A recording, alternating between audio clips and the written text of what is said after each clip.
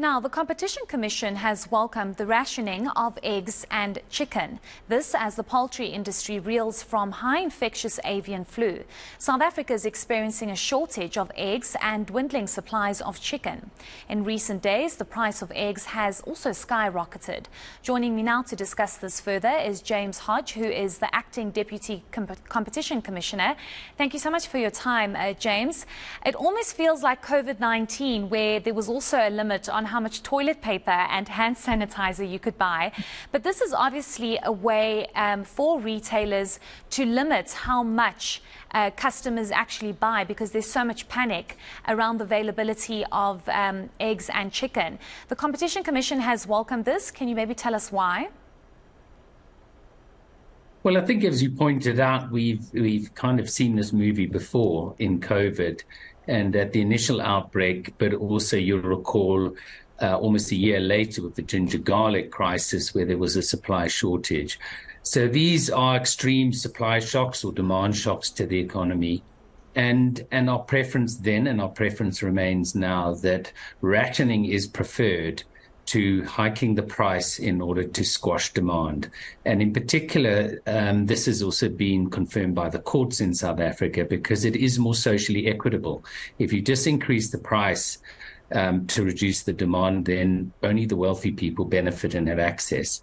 And so the rationing, we think, is a proper response, and one where also we need to ensure there's distribution to those retailers that service lower income communities, because eggs in particular, but chicken as well, have become staples for protein for low income households, as we see other meat sources seeing high food inflation.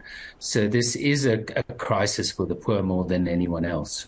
Certainly. I quickly want to speak about, though, the increase in prices. For example, yesterday I went into one of the retailers and they've already also started rationing, where you can only buy 2 packs of eggs and there were only packs of 6 left.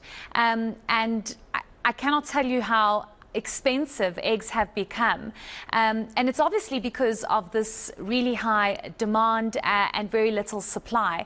But are you, as the Competition Commission, looking into the fact that the price of eggs have increased exponentially and very quickly? Look, it has certainly sparked our interest, and again, there are lessons from COVID and court precedent around this.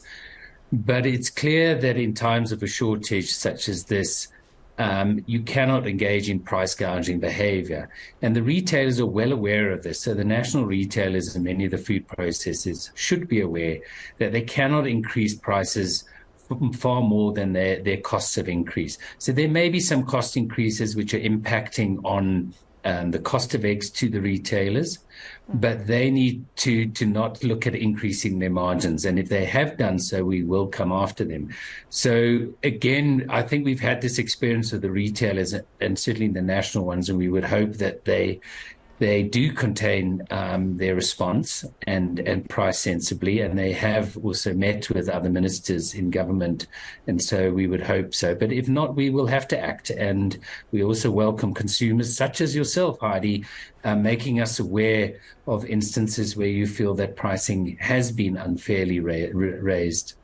Absolutely, James, and I think it's definitely something that needs to be looked at, given what you indicated, that, you know, eggs and chicken are really a staple, and I don't think just for low-income households, I think for absolutely everybody, given what's happening in our economy at the moment. I just want to ask you, will the Competition Commission be watching this very closely, and for how long, given that we have been told that this might take possibly 6 to 12 months to stabilize?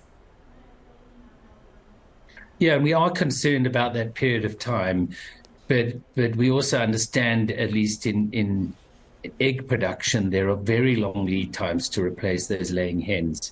So we will be monitoring, and in the past we have also engaged directly with the retailers in terms of their behavior, and also directly with the producers, and we'll continue to do the same. And so we will certainly be watching this. And once it has stabilized, we know there's going to be a shortage for a while. We're going to have to live with that. But industry has started to respond, I think, sensibly. They're looking for solutions, looking to work with government as well on those solutions. So we hope that that process also yields the best outcome for consumers. But we will be there protecting them.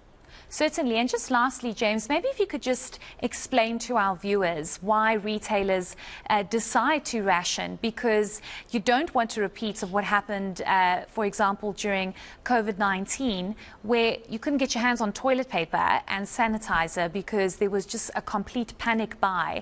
And I think it's a little bit different and a little bit more serious now, given that it is a staple like eggs and chicken.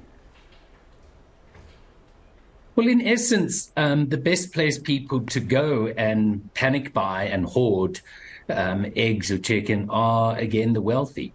And so those who have to wait for their income at the end of the week may be denied that opportunity, and distribution may be in wealthy areas. So it really is about social equity that rationing happens. And so it is important.